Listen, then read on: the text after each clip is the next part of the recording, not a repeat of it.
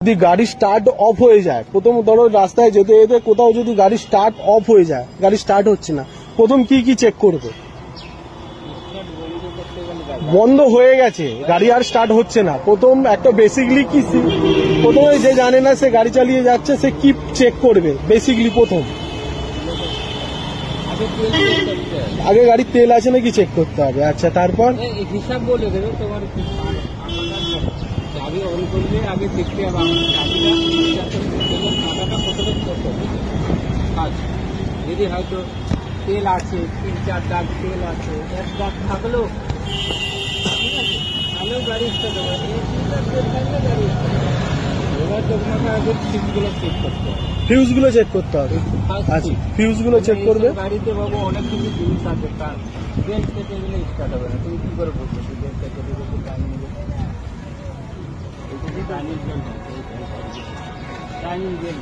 Timing belt কেটে গেলেও start হবে না। আচ্ছা, আর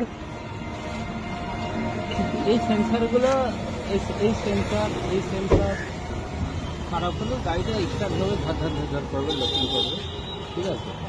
কিন্তু মেন হচ্ছে তোমার এই ব্যাটারির তারটাও ঢিলে থাকতে হবে।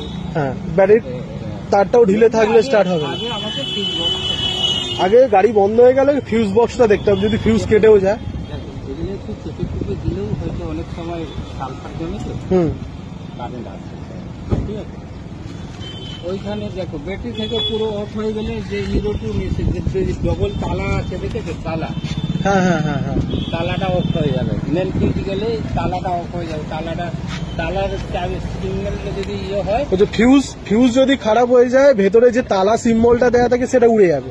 মেনটা যদি হয়, মেনটা যদি, নাহলে আচ্ছা আচ্ছা, তাহলে ও সব সময় জ্বলবে, চাবি দিলেই জ্বলবে। চাবি দিলেই জ্বলবে। অন্যান্য ফিউজগুলো কাটলে তোমার লাইট আসবে, কিন্তু চেক ইঞ্জিন একটা লাইট আছে, হ্যাঁ হ্যাঁ হ্যাঁ, চেক ইঞ্জিন ওই লাইটটা জ্বলে থাকবে, ওটা জ্বলে থাকবে। হ্যাঁ, তখন তোমাকে দেখতে হবে কোথায় কি হচ্ছে না হচ্ছে, নারী চাবি করছে।